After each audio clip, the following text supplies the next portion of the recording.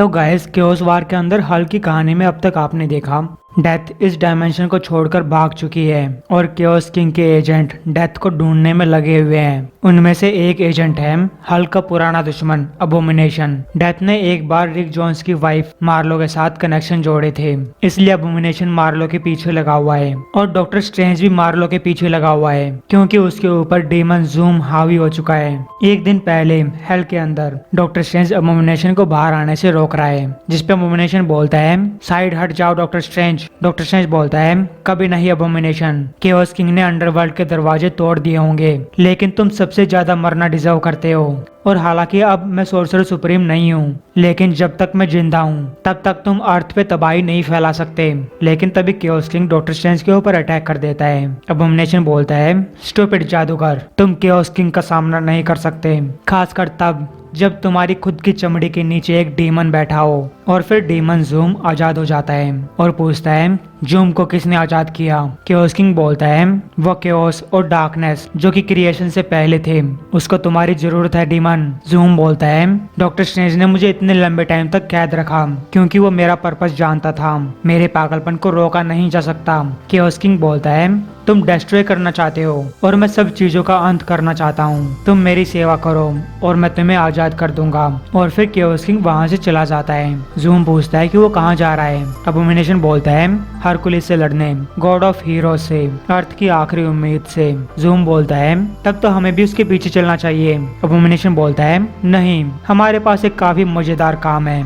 जब chaos king ने God's of hell को हराया था, डेथ इस वर्ल्ड को छोड़कर भाग गई थी, इसलिए अब हम कितने ही कोशिश क्यों न कर लें, हम इंसानों को नहीं मार सकते, लेकिन हम ये सब बदलने वाले हैं। जूम पूछता है कैसे। अबोमिनेशन बोलता है एक जिंदा औरत ने एक बार डेथ को होस्ट किया था, डेथ का कुछ हिस्सा अब भी उसके अंदर है, हमें इस औरत को ढूंढना है और डेथ फिर से अर्थ पे वापस आ जाएगी। जिसपे जूम गुस्सा हो जाता है और बोलता है तुम मेरी ताकत को एक औरत को ढूंढने में लगाना चाहते हो।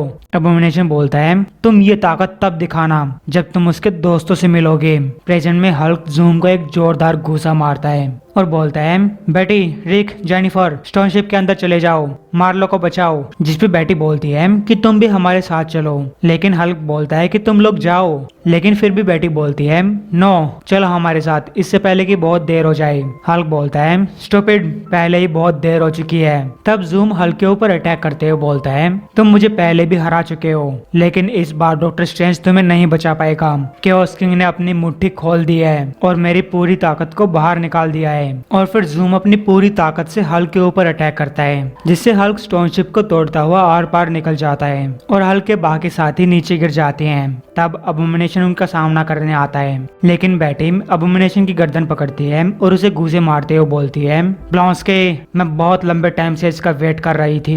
अबोमिनेशन उसके बंच को रोकते हुए बोलता है ओ बेटी रोज, मुझे तुम्हें दोबारा मारने में बहुत मजा आएगा, लेकिन अभी के लिए मुझे एक पूरे वर्ल्ड को मारना है। तब वहाँ पे डॉक्टर स्ट्रेंज का ड्रैगन आता है और अबोमिनेशन उसका पैर पकड़कर मार्लो की तरफ चल पड़ता है। रिक बोलता है कि वो लोग मार्लो की तरफ जा रहे हैं। हल्क बोलता है अच्छा है। रिक जोन्स बोलता है तुम्हारा दिमाग खराब हो रखा है क्या। हल्क बोलता है ये लोग मॉन्स्टर्स की सवारी कर रहे हैं। जिसपे रिक जोन्स पूछता है तो इससे क्या हो जाएगा। तब हल्क बैनर में कन्वर्ट होते हुए बोलता है इसका मतलब है कि ये लोग टेलीपोर्ट नहीं कर सकते। शारीरिक तौर से जूम पहले से ज्यादा ताकतवर है, लेकिन उसके पास डॉक्टर स्ट्रेंज की पूरी जादुई पावर्स नहीं है। स्कार, कॉर्ग, स्टोनशिप के अंदर से जितनी टेक्नोलॉजी निकाल सकते हो निकाल कर लाओ, और खासकर पीछे वाले मलबे में से निकाल कर लाओ जहाँ वार्प ड्राइव थी। और तुम रिक, तुम अपनी वाइफ से फोन पे बात करो। रिक मार्लो को फोन मिलाता है और पूछता है क्या तुम ठीक हो।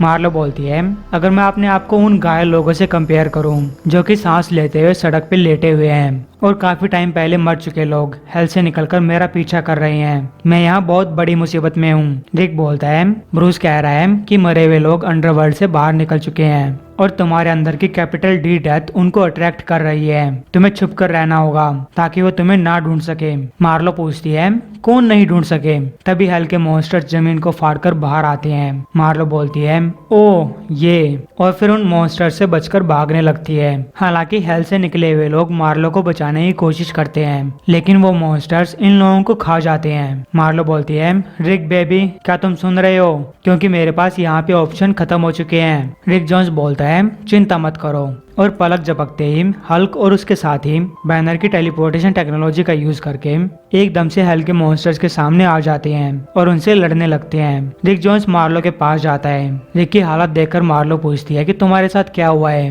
बैनर बोलता है, रिक मार्लो को पकड़ो और वापस यहाँ पे ले आओ, ये टेक्नोलॉजी बस कुछ ही सेकंड्स काम करने वाली है। तब मार्लो रिक जोन्स को गले लगाती है, लेकिन उसके गले लगाते ही रिक जोन्स के मुंह से उल्टी आने लगती है, जिसपे बैनर बोलता है कि अब तुम्हारे अंदर डेथ की पावर्स आ चुकी हैं, तो तुम्हें उन लोगों को नहीं छूना चाहिए जो लगभग मरने वाले हैं, और बाकी तुम सब लोग टेलीपोर्टर के पास आ जाओ। लेकिन तभी उस टेलीपोर्टर में एक ब्लास्ट होता है। रिक पूछता है, क्या तुम इस टेलीपोर्टर को ठीक कर सकते हो? 1 घंटा बाद सकार अपनी ओल्ड पावर से एक बंकर बनाने में लगा हुआ है। बैनर बोलता है कि इससे काम बन जाएगा। रिक, मार्लो, तुम दोनों अंदर चले जाओ और सकार तुम इस बंकर को सील कर दो।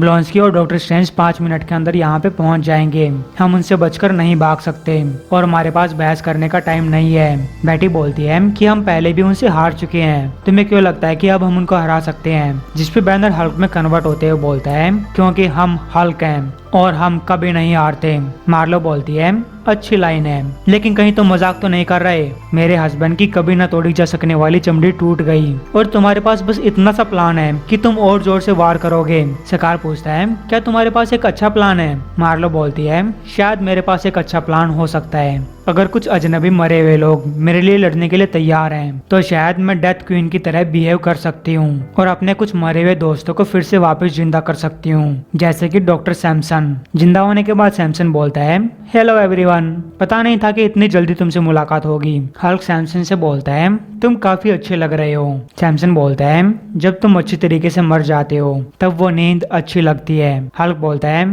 ठीक है, एक पोजीशन पकड़ लो और तैयार हो जाओ। जिसपे सैमसन बोलता है, 1 मिनट रुको, मैं कुछ दोस्तों को भी अपने साथ लाया हूँ। और तब उनके सामने आती है जारेला, हल्क की पहली बीवी, मेजर ग्लेन टैलबॉट, बैटी रोज का पहला हस्बैंड, और हीरोइन ओलस्ट्रॉन्ग, वारबाउंड और कॉर्ग का प्यारा। हीरोइन कॉर्ग से पूछता है कि तुम रो क्यों रहे हो? जिसपे कॉर्ग बोलता है, मैं सोच रहा था कि तुम अब भी जिंदा थे इस प्लेनेट के पत्थरों के अंदर। हीरोइन बोलता है, मैं तो गामा वर्ल्ड में मर गया था, लेकिन आज हमारी मुलाकात फिर से हो चुकी है। जारेला हल्क से मिलती है। हल्क जारेला से बोलता है कि तुम्हें वापस नहीं आना चाहिए था। जिसपे जारेला हल्क को चुप रहने के लिए बोलती है। अब टैलबॉट बैटी से मिलता है, लेकिन बैटी गुस्से में टैलबॉट से बोलती है, तुमने मुझे लीडर के हाथों बेच दिया, मुझे कोई एक कारण बताओ कि मैं तुम्हारे 2 टुकड़े क्यों ना कर दूं। जिसपे सैमसन बैटी को रोकते हुए बोलता है कि असली ग्लेन टैलबॉट है, बल्कि तुम्हें तो एक रोबोट ने धोखा दिया था। टैलबॉट बोलता है, बैटी, मैं एक हस्बैंड के तौर पे तुमको नहीं बचा पाया और मैं इतने सालों से यही सोच रहा था कि तुमने किन किन मुसीबतों का सामना किया है और मैं तुम्हारी मदद नहीं कर पाया। तब बैटी ह्यूमन फॉर्म में कन्वर्ट होती है और टैलबॉट से बोलती है, ओ ग्लेन, तुम्हें कोई आइडिया नहीं है। तब हल्क बैटी से बोलता है, बैटी तुम गधी। जारेला बोलती है, हल्क उसे भी अपना टाइम बिताने दो। लेकिन हल्क बोलता है, तुम समझ नहीं रही हो, हमारे पास कोई टाइम नहीं बचा है। अब तक अबोमिनेशन और जूम वहाँ पे पहुँच चुके हैं और इन लोगों के ऊपर अटैक कर देते हैं। हालांकि हल्क टैलबॉट और बैटी को बचा लेता है और इसके बाद वो रिक जोन्स को मार्लो को अंदर बंकर में ले जाने के लिए बोलता है और फिर हीरोइन और सकार मिलकर उस बंकर को सील कर देते हैं। हीरोइन जूम को देखकर बोलता है, जब मैं आखिरी बार इस डीमन जादूगर से लड़ा था, उसने मेरी ओल्ड पावर छीन ली थी और अपने एक ही वार से मेरा हाथ तोड़ दिया था। सकार पूछता है कि तुम कहना क्या चाहते हो? हीरोइन बोलता है, क्या तुमने कभी 2 ओल्ड स्ट्रॉन्ग को एक साथ लड़ता हुआ देखा है? क्योंकि जूम ने भी नहीं देखा है। और फिर ये दोनों मिलकर जूम के ऊपर अटैक करते हैं। अबोमिनेशन जेनिफर और सैमसन के ऊपर अटैक करता है। बैटी ग्लेन टैलबॉट को छुपने के लिए बोलती है, लेकिन टैलबॉट बोलता है, चिंता मत करो डार्लिंग, मैं एक बिग बॉय हूँ और मैं अपने साथ सोल्जर्स को लेकर आया हूँ। और फिर ये सोल्जर्स अपनी हाईटेक बंदूकों से अबोमिनेशन के ऊपर अटैक करने लगते हैं। अबोमिनेशन बोलता है, तुम्हें लगता है कि तुम मुझको रोक सकते हो? तब हल्क बोलता है, नहीं, वो मेरा काम है। और अबोमिनेशन को अपने दोनों हाथों से एक जोरदार घूसा मारता है। इसके बाद बैटी अबोमिनेशन के ऊपर घूसे बरसाती है और फिर बाकी हल्क गैंग मिलकर अबोमिनेशन का बढ़ता बनाने लगते हैं। अब टैलबॉट हेल के मॉन्स्टर्स के साथ लड़ने लगता है। हीरोइन और सकार जूम के साथ लड़ रहे हैं। जेनिफर बोलती है, मैं इस मूवमेंट को खराब तो नहीं करना चाहती, लेकिन मुझे लगता है कि हम जीत रहे हैं। अबोमिनेशन बोलता है, मुझे नहीं पता था कि वो औरत मरे हुए लोगों को वापस बुला लाएगी, लेकिन इससे मुझे भी एक आइडिया आया है। तभी हल्क के सामने उसकी मॉम आती है और वो हल्क को भागने के लिए बोलती है। मॉम बोलती है कि मैं तुमको पहले नहीं बचा पाई, लेकिन अब तुम्हें अपने आप को बचाना पड़ेगा, इससे पहले कि बहुत देर हो जाए। हल्क बोलता है, मॉम शांत हो जाओ, देखो मेरी तरफ, मैं हल्क हूँ, कोई चीज मुझको चोट नहीं पहुंचा सकती।